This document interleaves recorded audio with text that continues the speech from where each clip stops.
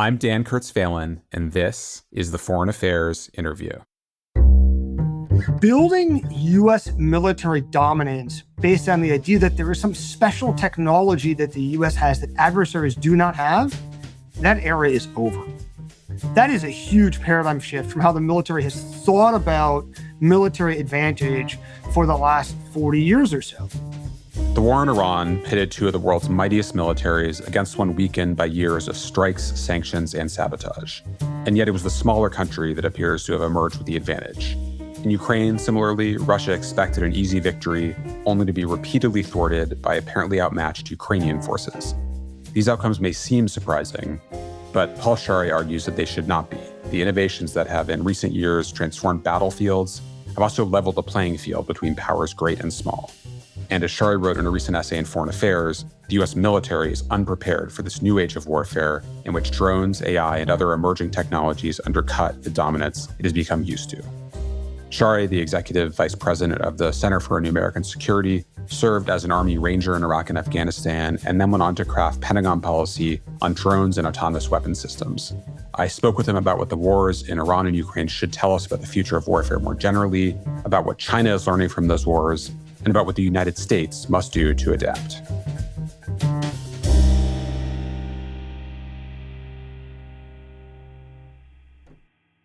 Paul, great to have you on the podcast and to have your essay called Losing the War of the Future in our latest issue. Thank you. Thanks for having me on the podcast. I'm very excited to be in the latest issue. Yeah. You've been studying and earlier in your career crafting military policy and strategy around the role of technology, especially drones and AI. I think of you as the person who was pitching foreign affairs on these topics before it was cool. So you have credibility there. There's been a lot of hype about technology in the war in Iran. As you've watched that war since February 28th, what did you see as new, whether from the US, Israel, or Iran? To what extent did the role of autonomous weapons or any other technology make this a new way of war? Well, I think what's significant here is, obviously we've seen drones and ballistic missiles play a huge role in the damage that Iran was able to unleash, not just on the United States, US bases, but also Israel, other countries in the region. But what's significant is it's not cutting edge technology, right? It's not sophisticated stealth and other things. It's pretty low tech stuff that the real game changer here is it's widely available to other countries. It can be produced in large numbers at low cost, and the defenses are hard. The defenses are expensive for the U.S., and they're hard to defend against. And these low-cost attacks can cause really a lot of damage. So the change is about integrating technology that's existed for a long time rather than innovative breakthroughs that make new kinds of weapons possible. I think the real, kind of maybe meta lesson here about the way the technology landscape is evolving is that technology is proliferating really rapidly, and it is leveling the playing field between the U.S. and competitors. And so it's not that technology doesn't matter. Technology is playing a significant role in changing how wars are fought in the conflict between the U.S. and Israel against Iran, or what we're seeing unfolding in Ukraine, or Israel's operations in Gaza, or other conflicts that we've seen in the last couple of years, like in Nagorno-Karabakh. But it is in some ways the opposite of how the U.S. military tends by default to think about technology, which is when the U.S. military thinks about technology, well, it's about what's the next stealth, or how can we use high energy lasers to shoot down things that are really exquisite, hard to build, require a lot of investment. This is technology that's really piggybacking off of developments in the commercial space that are being weaponized, and they're widely available, and they're effective. And that's the challenging thing. People often draw the parallel between Ukraine thwarting Russian designs and Iran thwarting US and Israeli designs. There's obviously implications there for Taiwan in the face of Chinese pressure, a Chinese cross-strait invasion. Do you see the same dynamic at play in all of those theaters? Is that the kind of fundamental fact to appreciate about warfare now? Yeah, I think there's this tension oftentimes in looking at conflicts of each, conflict is unique in lots of ways, the terrain, the participants, the maybe political dynamics. But in order to understand how warfare is evolving, you do want to look at these through lines, right? So I think there are a lot of ways in which, for example, Ukraine has been able to be so successful in defending against Russia's attacks that have nothing to do with technology. They have to do with morale and cohesion and non-material factors weighing heavily in Ukraine's favor in that conflict. The Russian military being very corrupt and relying on conscripts and other things. But the technological component that is significant, that I think is a through line here, and it's probably very relevant to a Taiwan fight, is that drones are making the battle space more transparent and therefore more lethal. So what we're seeing in Ukraine is it's really hard for either side, the Russians or Ukrainian, to mass forces for an attack because you're going to get seen. The drones can see you. And so there's no ability to mass forces for surprise. And your forces are very vulnerable when they're masked. And so that's led to a condition where, one, the front lines are pretty static. And drones are not the only factor there, but they are a factor contributing to make the front lines more static. It's harder to gain offensive advantage. But also we've seen that the front lines have thinned out quite a bit. And so the sort of concentration of troops, of infantry troops in trenches, has thinned considerably. And in many cases, if troops are advancing, what they're going to run into first is drones that are spotting them and then being used to swoop in and attack like infantry troops when they're advancing, in combination with things like fortified defensive positions and minefields, for example. So it's not just drones that are playing a role here, but they are playing a significant role. Well, boy, there's a connection there to the conflict with Iran, where U.S. bases in the region now are awfully vulnerable to attacks from Iranian drones and ballistic missile launchers. And I think we're likely to see that. We've seen that in past conflicts, like in Nagorno-Karabakh. And I think we're likely to see a similar dynamic in, for example, a fight between the U.S. and China over Taiwan. Might be different drones, might not be those small quadcopters. Those aren't going to be quite as relevant in like an air and sea battle over longer distances. But this dynamic small quadcopter basically being like the kind of drone that if I wanted to, buy my own drone and use it in a backyard, that's what I'd be using. Right. And so like a lot of the drones that Ukraine is using, for example, are like these do-it-yourself small quadcopters cobbled together with parts from 3D printers and things they're buying, from China, electric motors and things, and building these. Like that's not going to be used that's okay if you're attacking an infantry soldier on relatively short distances. That's not what you're going to use to fly across this Taiwan Strait and like sink a Chinese amphibious ship, right? That's not going to do it.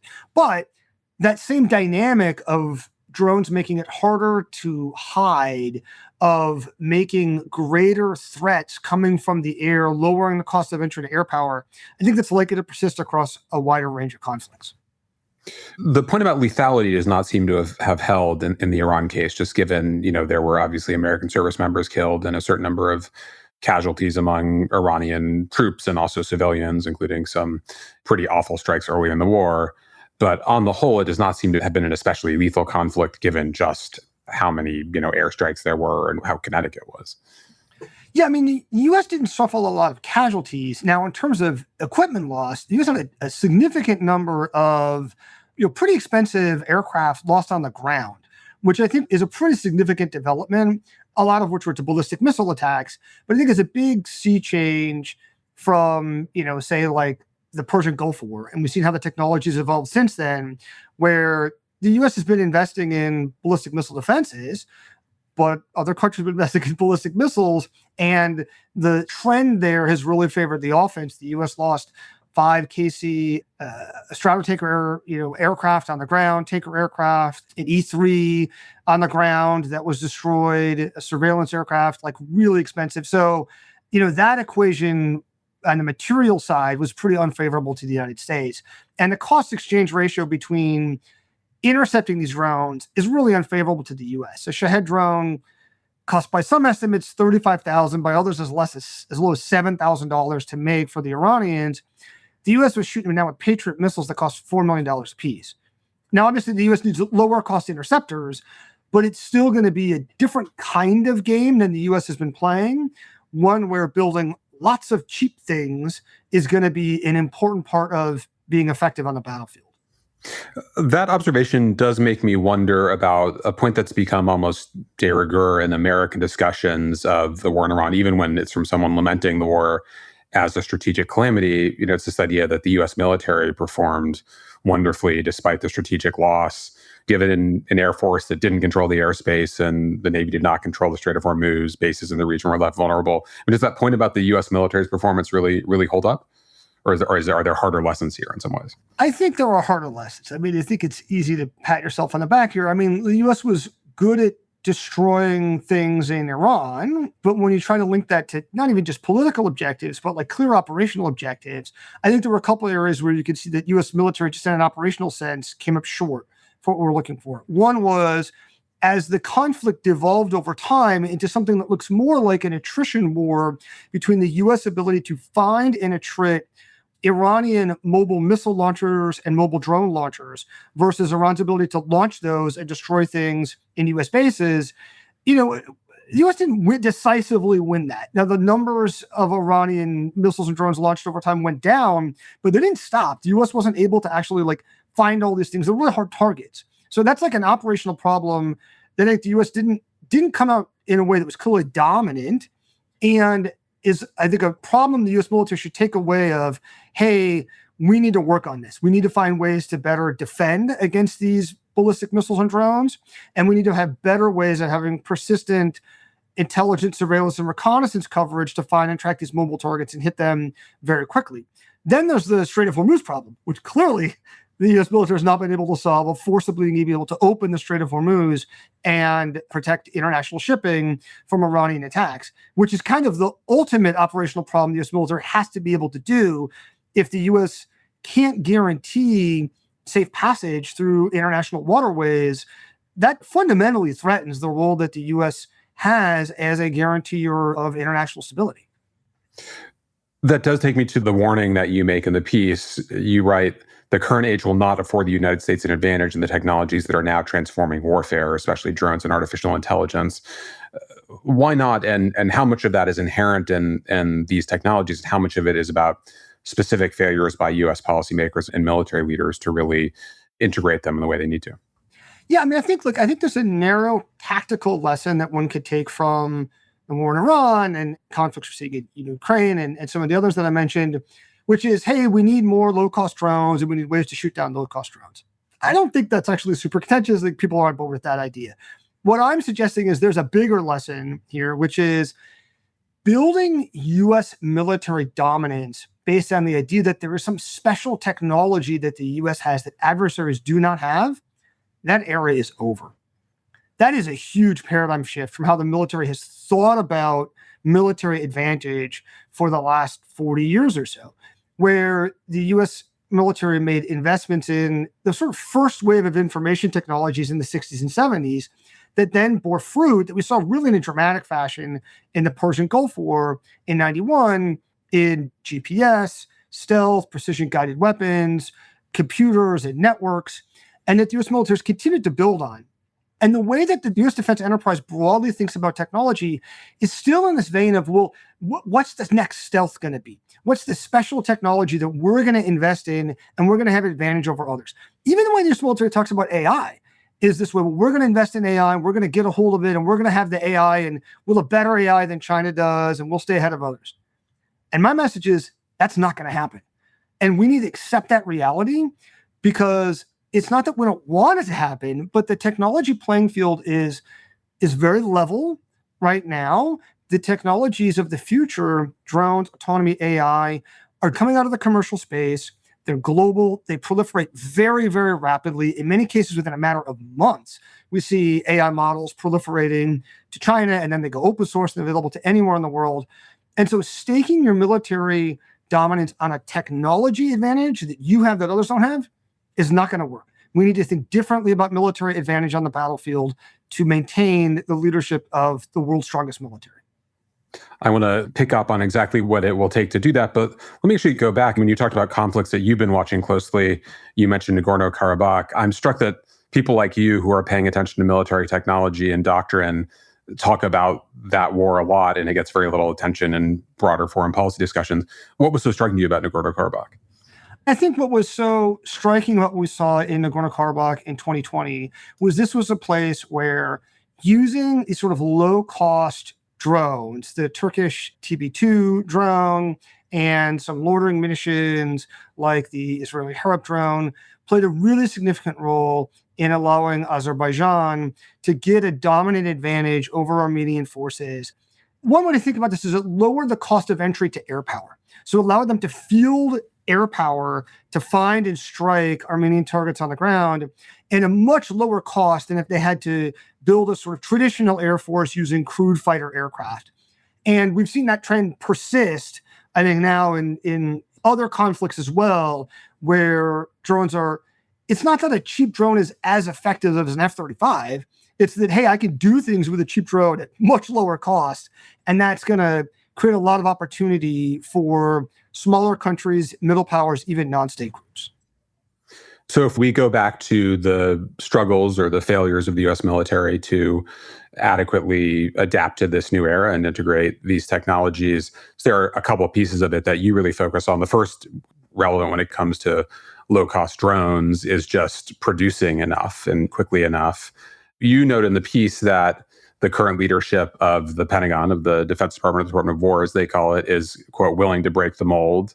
And it certainly has made, a lot of noise in ways both good and bad about willing to, disrupt process and throw out process. What are the opportunities for real step change here when it comes to the failure of the United States just build enough of what it needs? So the numbers here are kind of staggering. Ukraine is reportedly producing about 4 million drones a year. The U.S. Army is, according to public information, procuring about 50,000 drones a year.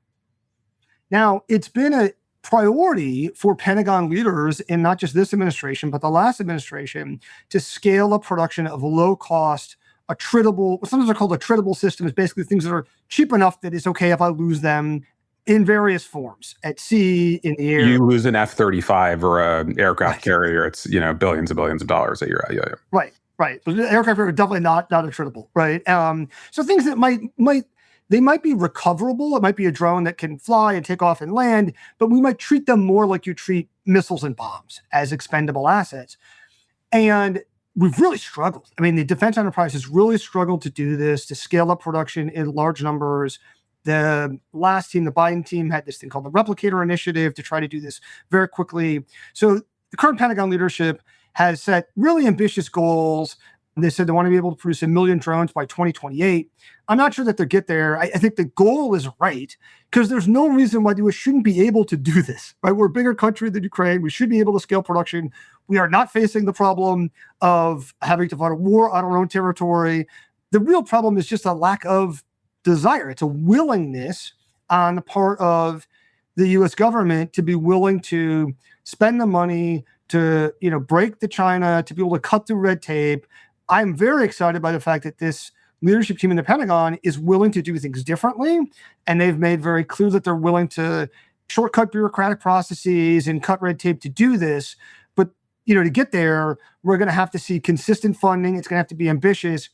Congress is going to be on board too here. We're going to be able to send signals to industry that the money's going to be there. Because when industry scales up production or scales up their supply chains, if they don't believe the money's going to be there, they're not going to take that leap.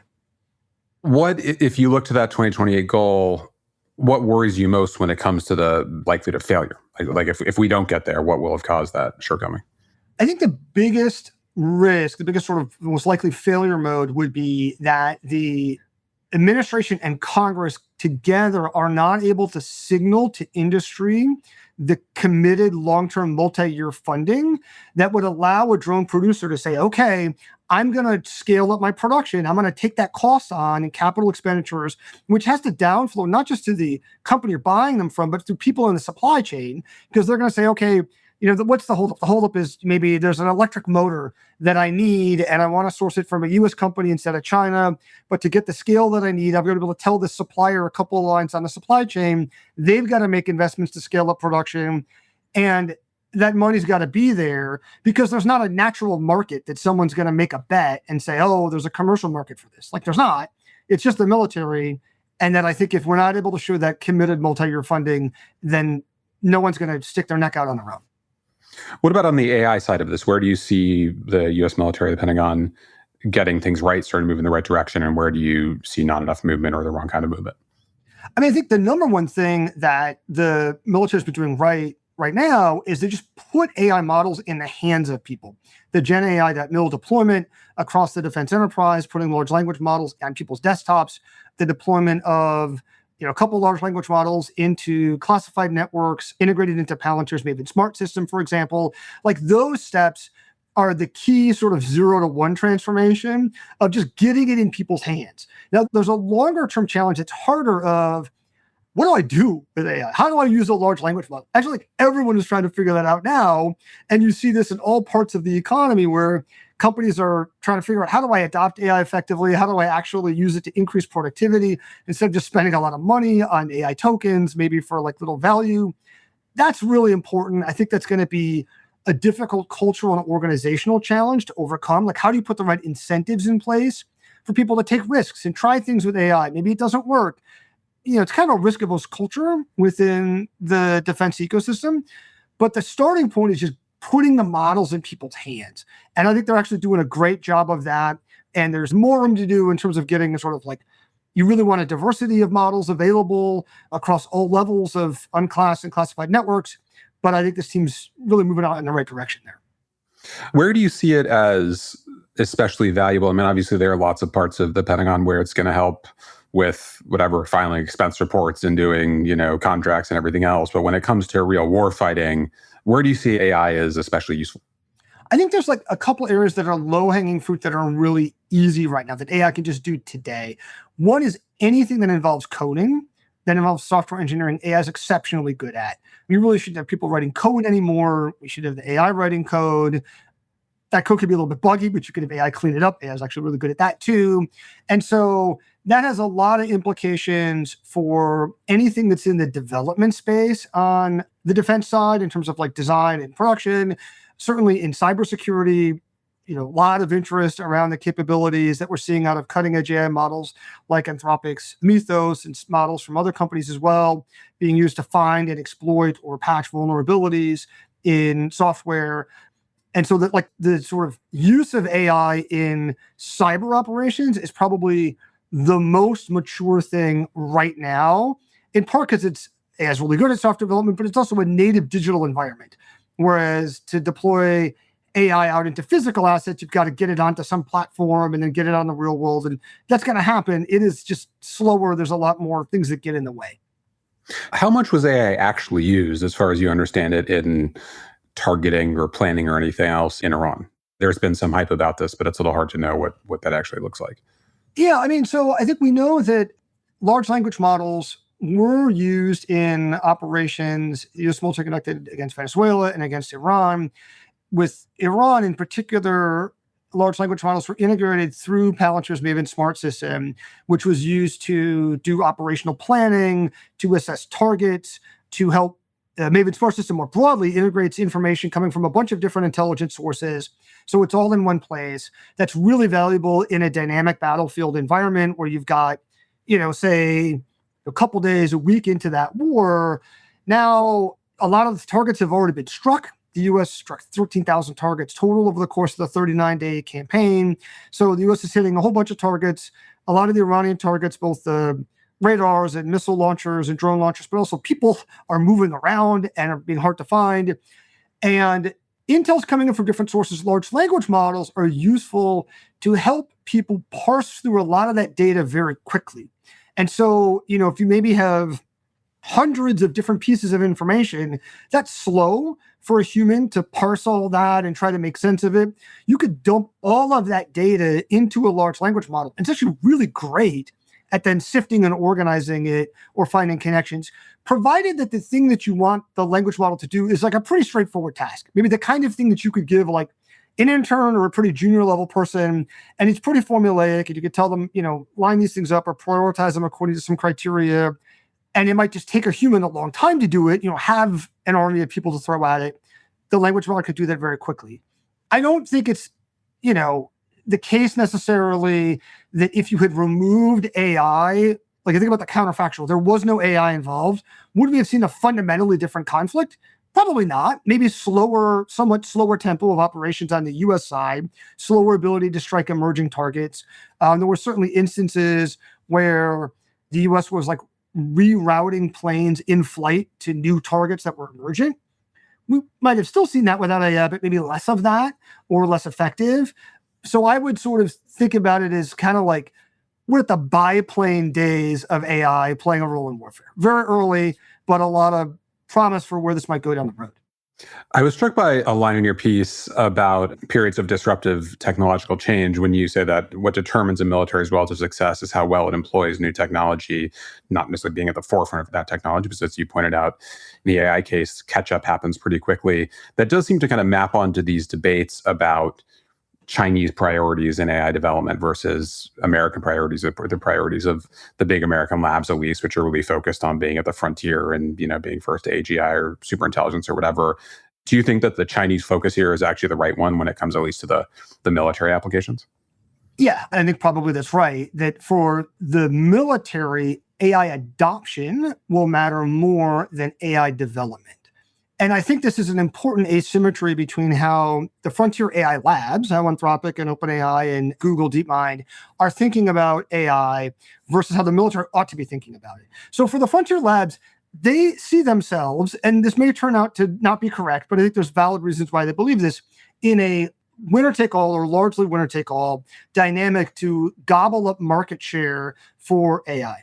And the reality is what we've seen in the last 20 years or so, that there are a lot of digital technologies that have natural monopolies, and there's room for one or maybe just a handful of players. That's true in social media, in operating systems, in handsets, in search, for example. There's like one company, Google, that dominates search. Lots of other companies have tried, it's hard to break into. There are these network effects that often happen for a lot of digital technologies. So for a lot of these companies, they're anticipating that AI will turn out to be similar, and there will be like one company that everyone goes to for their AI. Or maybe there's like two, maybe max three players in the mix. That's true today, actually, for frontier labs. It's not actually true. Like if you just go like 6 months behind, maybe, then the model space explodes and you've got a whole bunch of Chinese open source models that are in the mix, and it widens considerably. I think it's very much an open question what that looks like for AI models. But I would say for the military, that's just not going to be the case, in part because our competitors are going to not rely on American technology. And so we're not going to be able to sort of like rely on, even if there is one US company that controls a big portion of global market share, that's not going to give the US an advantage the same way that like that being true for search means that the Chinese military can't access search technology. There are Chinese competitors in the search space. And so what's going to matter much more is how do you adopt this technology, how to use it? Or to maybe put this a little bit simpler, if the leading US companies are 3 months ahead of the leading Chinese companies in AI development, but the US military is 5 years behind the leading US companies in AI adoption, it doesn't matter. Like that 3-month lead negates to basically nothing. And then it's an adoption race between the US and China of what do I do with AI? How do I use it effectively?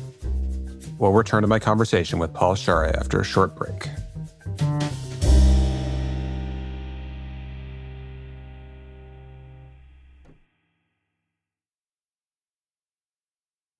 You look at some of the history of this in the essay. You talked about being in the biplane era of this at this particular moment. When you look to, especially that period between World War I and World War II, when tanks and airplanes and everything were being integrated in new ways, what determined which militaries were able to figure out how to best use those technologies? Was it idiosyncratic? Was it individual leaders? Was there something about systems? And what are the lessons of that history as you see it?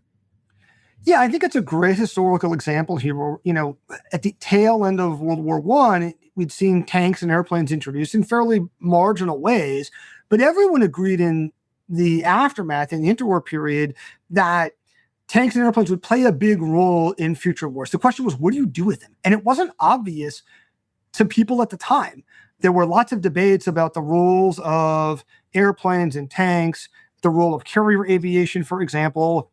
One I think striking example to me is that Britain was actually out first in terms of adopting carrier aviation, but fell behind Japan and the United States, not because their aircraft technology wasn't good, but because of internal bureaucratic and cultural squabbles within the British military about who controlled the technology and like who gets to own these planes. And so that like those kind of mundane things about bureaucratic politics turn out to matter a lot, because it creates incentives for who's willing to adopt this technology. I mean, I think we can see that today in the way that the different services think about drones, how that the Army and Navy and Air Force, for example, think about drones very differently, or even within parts of the services, within the Navy, aviation versus surface versus undersea community, for example, how they think about robotic systems and uncrewed systems often is driven by bureaucratic incentives. Is this taking away some power from some existing power center? Tanks are taking away from the cavalry, for example, or is it giving power to some community and enabling them? And you'd like to think that it should be strategic factors that dominate, but that's not always true. There are these bureaucratic factors that matter a lot. Is the Chinese military doing better than the U.S. military when it comes to integrating AI especially, but also in kind of adapting to new technologies more broadly? I wouldn't say that they're ahead today. I think the risk is that maybe they're hungrier. And the Chinese leadership is willing to, particularly at the political level, at Xi Jinping, is willing to force change on, the People's Liberation Army is not necessarily the most nimble and efficient organization. I mean, they're sclerotic and slow in their own ways, but that there is a sense of being the underdog, of wanting to catch up and be willing to force hard cultural change from the Chinese Communist Party onto the Chinese military and get rid of people that are underperforming. And I worry that being on top for so long has led a sort of assumption within the U.S. defense enterprise of, well, we'll always be the top dog. And, look at how great we did in Iran. And, look at how great we did in Iraq and Afghanistan. And all these failures are political failures, and they're not failures on the part of the military. And we'll always be ahead, and we'll always have better technology or better ability to fight. And that may not be true, and I worry about something like a Suez crisis moment for the United States ahead, where we run into a point where we actually can't perform and we fall short in a big way. And so I think that to get there requires an acknowledgement that U.S. technology leadership is not a birthright. U.S. military dominance is not a birthright. And we've got to take these challenges, like what we've seen a country like Iran, which really shouldn't be able to do the things to the U.S. military that it did, pose a lot of difficult challenges, and we've got to adapt to that. Yeah. I did think back to a piece that we ran late last year called America's Drone Delusion by Justin Bronk that made, I think, an argument that's certainly in tension with yours. These are not, obviously, these pieces are not, it's not point counterpoint. And with apologies to Justin for doing this without him here to defend himself.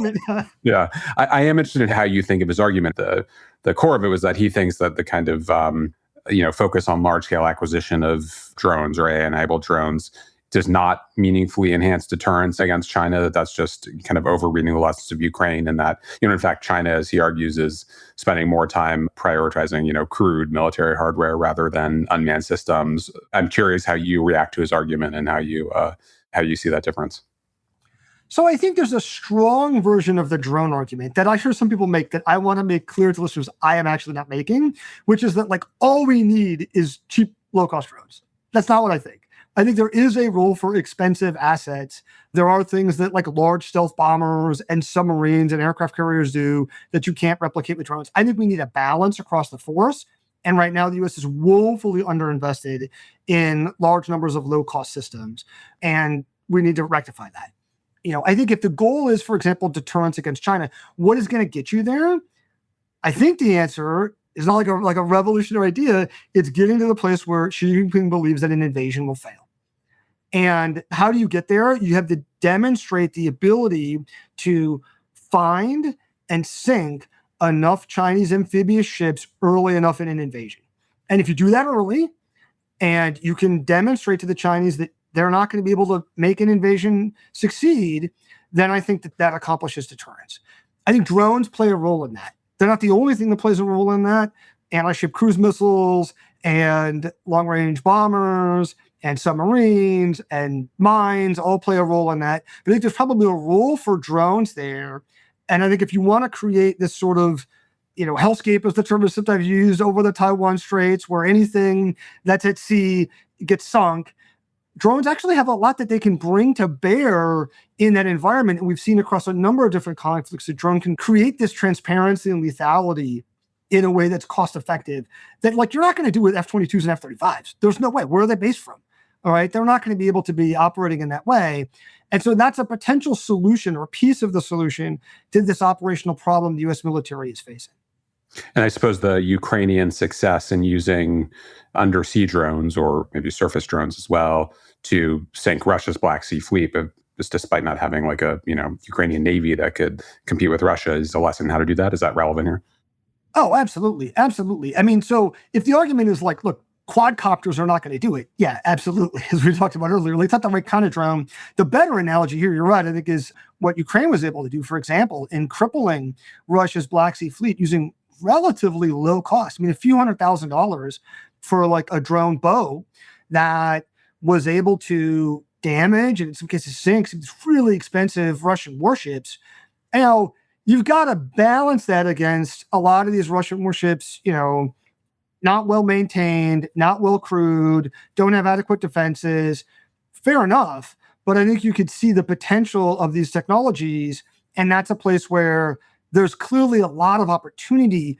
One way to think about this is technology sort of creating a design space that you can create these low-cost aerial drones or sea drones or undersea drones that are creating new operational opportunities to build things that are pretty cheap, that are laden with explosives or sensors that can find and destroy things that are much more valuable. And so, not all the drones that you would want in the Taiwan Strait are necessarily aircraft. Some of them might be surface, some of them might be subsurface, some of them might look more like missiles or mines. But I think there is an opportunity there with uncrewed systems to create a pretty deadly environment for the Chinese military. How do you assess the state of American deterrence in the Taiwan Strait? How close are we to being able to convince Xi Jinping or instill that doubt in Xi Jinping's mind? I mean, what I'm still hearing, I think is probably others are from U.S. military leaders, is that doubt exists now, today, that U.S. deterrence is still effective. The question is, what does that look like over the coming years, over the next, say, 2 to 5 years, as the Chinese military continues to modernize? And how do we make smart investments and, most importantly, make them on a quick timetable so that we can sustain that deterrence and ideally even strengthen it, right? So that rather than getting to a world where in the next couple of years, Xi Jinping thinks, well, maybe this would work. Maybe the time is right. In fact, his confidence in the ability of the People's Liberation Army to execute a successful invasion goes down over time. But part of it, there's like a capability dimension to this, being able to demonstrate what the U.S. military could do. But the time dimension is critical, because if the U.S. military doesn't get there until 2040, that might be too late to need. How has the war in Iran affected that deterrence? Is it, obviously the effect on stockpiles, kind of huge portions of American Patriot missiles and other interceptors are gone. And then some of the harder lessons that you were talking about earlier, sure, the Chinese are studying. Does that undermine deterrence? Does that make the Chinese more confident in some ways? I mean, I think that the conflict with Iran has made the U.S. military look quite weak.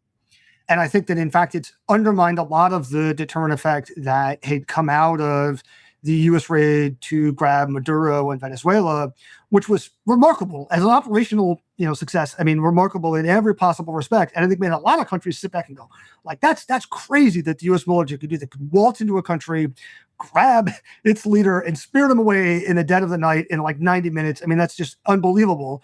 And then for the U.S. to be floundering about still really in the Middle East against Iran, to see U.S. bases under attack, the U.S. really unable to, sure, there's bombed targets, but unable to certainly coerce the Iranian leadership to compel them to some kind of even a negotiated settlement over the Strait of Hormuz. And we're still in this debate where on a daily basis, is the truce on, is it off, are we striking, are we not, do we have a deal? I think all of that makes the U.S. military look very weak. Never mind the discrete material problem of we've depleted a lot of our missile interceptors here. By one estimate, 50% of the Patriot inventory, 50 to 80% of the THAAD missile interceptor inventory. These are investments that are not only expensive, but it's going to take a long time to replenish that arsenal. And this is like the global arsenal that would be used in other conflicts as well. We've already known that in a conflict with China, we don't have enough munitions, both offensive and then defensive, like missile defense munitions, for a sustained conflict there. And we've already reduced that stockpile even further. So I think that all of that definitely undermines U.S. deterrence against China. We've talked about Ukraine a lot as a kind of model and source of innovation. As you look at the war in Ukraine, how do you see the battlefield dynamic there evolving? And, I think there's an impression now that things have turned in Ukraine's favor on purpose of its ability to strike targets so deep inside of Russia. What is your read of that back and forth as each side has looked for new innovations in drone technology or ways of integrating drones? Yeah, I mean, I think like in a marginal sense, the momentum or perceived momentum perhaps has shifted in Ukraine's favor over the last several months. But I think that some of the dynamics you've seen over the last couple of years are unlikely to change. Of one, in an operational sense, the war being relatively static. I don't think we're going to be in a place, even if Ukraine starts maybe making small gains on the ground, we're not going to see like massive breakthroughs and all of a sudden a transformation of the static kind of trench lines into some kind of very fast moving blitzkrieg style maneuver warfare. I think all of those reasons why it's been static were likely to be the case. And at a political level, certainly Ukraine's ability to reach deep inside Russia and blow up things is, better for Ukraine and demonstrates cost for Russia. Putin's been willing to absorb a lot of costs. I don't think that's going to fundamentally change Putin's calculus. I think on both sides have settled in for several years now for a long war of attrition, both operationally on the battlefield and politically. Both sides are willing to endure a massive amount of costs. And so I think absent some outside dynamic that's going to change things in a major way, I think we're likely to see the war continue to grind on for some time. Let's look a little bit farther into the future. I noted that you wrote a piece in Foreign Affairs, I think 2.5 years ago now, called The Perilous Coming Age of AI Warfare. And you, at that time, said that the window to regulate autonomous weapons was closing fast, and that, quote, without limits, humanity risks barreling toward a future of dangerous machine-driven warfare. Even then, I think Ukraine had at least claimed to have fielded a fully autonomous weapon that could make, really its own decisions about who to kill on the battlefield without a human in the loop. How much has that developed in the 2.5 years since then? And how do you see both the US and more global debates about putting the right kinds of constraints on autonomy when it comes to those lethal decisions? Yeah, on one level, I think what we've seen over the last couple of years, increases in the use of drones and the numbers of drones by other countries and other conflicts and sort of incremental growth in autonomy, I think was predictable to those who were looking at this. And I think it's kind of a long-term trend. I've been a little bit surprised by the way the war is unfolding in Ukraine in two dimensions. One, the scale of drone production is much, much higher than I would have imagined a few years ago. Getting to the place where Ukraine is producing 4 million drones a year now, that's a lot more than I would have imagined Ukraine was capable of doing. On the autonomy side, it is candidly developed slower than I would have expected. Now, we have seen what Ukrainians refer to as sort of last mile autonomy, where basically a human is piloting a first-person view drone, and then they lock onto a target, could be a human, could be a vehicle, and then the drone is able to carry that out for the last mile, sort of metaphorically, anywhere from maybe like 500 meters to a kilometer, maybe more, in the face of jamming. I would have expected that we'd see more autonomy, given how much jamming there was on the front lines. I don't have a great reason, actually, why that hasn't occurred. I think the simplistic answer is maybe it's just not needed, that both sides are able to get to the point where they can still find targets. And it's really just at the really terminal phase, getting really up close, that the jam is significant enough to not do that. The other reason, of course, is there is concern about fratricide. The front lines are static, but are to some extent a little bit porous, partly because they are so thinned out. And so, both sides want to avoid situations, certainly Ukraine, at least I should say, wants to avoid situations where they end up targeting their own forces. And that's much harder for an AI. Like, to get to the point where an AI could say, oh, that's a Ukrainian versus a Russian soldier, that's harder. It's a lot harder to do than simply saying, like, that's a human. So we're not quite there. On the one hand, political discussions about AI more broadly in society are just heating up. What's AI going to do for our jobs and how do we deal with that? I do think regulating military aspects of AI is probably getting more challenging. The idea that you're going to bring the US and Russia and China to the table to some verifiable treaty to ban autonomous weapons, it didn't seem realistic 5 years ago. It seems even less realistic these days. And so I think that getting to a place where there's political momentum actually achieves some kind of regulation over military AI that's meaningful seems hard. I saw recently the UN Secretary General was speaking out against autonomous weapons. But, that doesn't mean that's going to lead to like actually changing what militaries do. Where is U.S. military policy on this question now? And where, in your mind, if you were, kind of put in charge of crafting this, what would you be doing? So On autonomous weapons specifically, there's been a policy in place since 2012. It was updated a few years ago. The Pentagon has said that they are in the process of launching a new review of that policy. That really is an internal review process that doesn't say the U.S. military can't build autonomous weapons. Basically says if the U.S. military were to build weapons that are different than what we've done in the past, that look different than, say, mines or some of the automated features on like air and missile defense systems that we already have and had for decades, then they'd have to go through a more extensive review process to make sure not just that they're lawful, but that they work properly. Like if we're going to send these things out into the real world, that they're not going to kill civilians or target our own forces, for example. Personally, I think those are sensible, practical steps. Disclosure, I was involved in writing the original policy back in 2012, so I do have some attachment to it. I don't know where we'll end up on this. Needless to say, in the wake of the sort of big, messy public breakup between the Pentagon and Anthropic earlier this year, there's been a lot more public scrutiny over how the military is using AI, a lot more congressional scrutiny about what the rules are going to be and who sets those guardrails. You know, if the Pentagon were to sort of scrap the policy entirely and say our policy is, unleash the killer robots, they might get a little bit of flack for that. I'm not sure how much this team would care. That doesn't mean they wouldn't do it. So I think, in terms of outcomes, it could be anywhere from they have maybe renew the current policy with some slight updates. It doesn't restrict development of autonomous weapons, doesn't say you can't do it, just kind of says if we're going to do it, here's some ways to be thoughtful about it.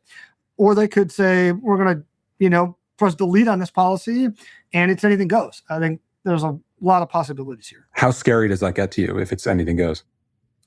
I mean, I worry more about, in the broader sense, what happens if we see all sort of race to the bottom in terms of human control over warfare between not just the U.S., but also competitors. I think the U.S. military is inclined to act pretty responsibly. I think even if you took the policy away, people are likely to be pretty thoughtful. The U.S. military doesn't want weapons that they can't control. In some ways, one of the motivations at the time behind this policy was, in the absence of any policy, what we were finding was people were just uncertain about what to do. They were like, can I build this? Am I allowed to build this? Having a process in place gives people a place to get a yes, which is advantageous if you want to think about how do you make it possible for the U.S. military to actually move forward with this technology. So I'm actually not sure that no policy is a good move, not just from a safety standpoint, but also from the standpoint of enabling the U.S. to seize the technology. You might get a place where people are kind of paralyzed because they don't know what to do. They're like, well, am I allowed to build this thing or not? I worry more about, a sort of broader dynamic of surrendering human judgment to machines. I think in my mind, the risk is more insidious and gradual. We end up in a place 20, 30 years from now where we kind of look back and we're like, wow, this is scary, a world where humans are no longer in control of warfare. The U.S. a few years ago said that it would keep a human in loop for decisions regarding the use of nuclear weapons and made that kind of public commitment. I don't think Russia or China or North Korea has. Do you worry about this undermining deterrence, causing even, kind of mistaken use of nuclear weapons to go to one of the most, alarming of those scenarios? Yeah, I was very encouraged to see that. I think that's the kind of a low bar to clear, right? Hey, while we're building the killer, let's make sure humans are in charge of nukes. It seems like a pretty reasonable argument to make. We haven't seen anything official out of the Chinese military. There had been a statement that had come out of a summit between President Biden and Xi Jinping during the Biden administration, where China had sort of also agreed to maintain human control over nuclear weapons. A little fuzzy what, if anything, that means, but it felt like maybe a half step in a positive direction. We've not seen anything like that from Russia. In a perfect world, I'd love to see something like a P5 statement about the importance of human control over nuclear weapons. Again, it seems like a low bar to clear. On one level, one might look at this and say, this is, who would even suggest otherwise? On the other hand, we have examples like the perimeter system that the Soviets had reportedly built and allegedly deployed in some fashion, and that, according to some sources and reports by Russian generals, maybe Russia can just continue to have in some fashion an automated sort of nuclear retaliatory system that would allow Russia to strike back if there was a first strike against, where humans would still have to authorize this, and there'd still be technically a human in the loop, but it would automate a whole bunch of the processes. And I do think this is a place where machines break. Like anybody who interacts with a computer knows they break all the time. They're doing weird things. Your Bluetooth is connecting to the wrong thing. I mean, like, if we're struggling to get basic technology in a place where it's foolproof for these really high stakes applications, there's a lot of value in having humans still at not just one place, but like multiple steps of that process. I think that there's a lot of value that human judgment brings. You mentioned the blow up between Anthropic and the Pentagon. I mean, the role of private companies and their workforces on some level is another fascinating dimension of this. Do you imagine continuing friction between AI labs and the Pentagon as we try to hash out a responsible policy, or has the government kind of asserted its power and that's where it's likely to stay? No, I think this is going to be a continued source of tension. And I think it's unfortunate because in many ways it's a revival of the tension that we saw, almost a decade ago when Google decided to discontinue their work on Project Maven. And we saw in response to that, like kind of a big existential panic from a lot of people in the national security space that they could get cut out of this transformative technology that was coming out of the commercial space. And that is what's fundamentally different about AI. In some ways, it's the opposite of stealth technology that was invented in defense labs and doesn't really have a commercial application. This is coming out of commercial labs. And for these companies, like the government is important insofar as the government has vast regulatory powers at its disposal to make their lives difficult, to put in place export controls or, gum up the release of their models. We've seen the US government do this most recently with OpenAI and Anthropic in terms of some of the cyber capabilities of their models. But the government's not a big customer the same way it is for defense companies. In fact, the government's a pretty marginal player in this space when you think about total dollar amounts. And so, and a lot of the AI engineers, they're not coming from the national security space. They may not be supportive of military applications. They may not want to work on that. In the wake of the Maven dispute with Google several years ago, what we saw is the military leadership and defense leadership went on a listening tour among universities and tech companies, talking to people in the AI space, understanding their concerns. The outgrowth of that was the DoD AI ethics principles, stating how the military would use AI in a responsible way. It wasn't putting in place limits on what the military was going to do, but it was communicating both externally and internally to the defense enterprise, sort of how are we going to approach this technology in a way that's thoughtful and responsible. And they want to kind of this bridge building, kind of tour in a way that's the opposite of the current approach, which has been, kind of go nuclear on this on both sides. I mean, that's certainly been true of Pentagon leadership, I think also to some extent of people in the tech space. But, we've seen letters from, it's not just Anthropic, letters from employees, open letters at Google and OpenAI calling on not working with the military. That's a real problem. And I think we've got to find ways to bridge this divide between Washington and Silicon Valley. The government could forcibly compel U.S. companies to give up models using the Defense Production Act or some other kinds of authorities.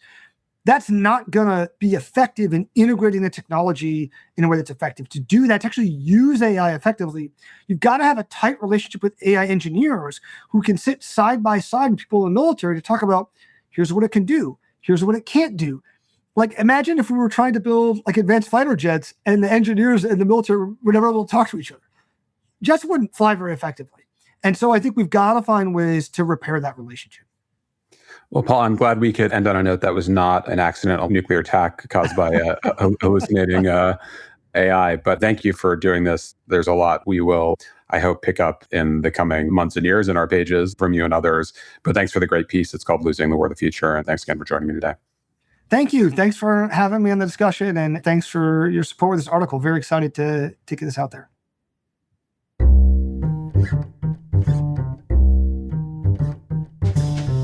Thank you for listening. You can find the articles that we discussed on today's show at foreignaffairs.com.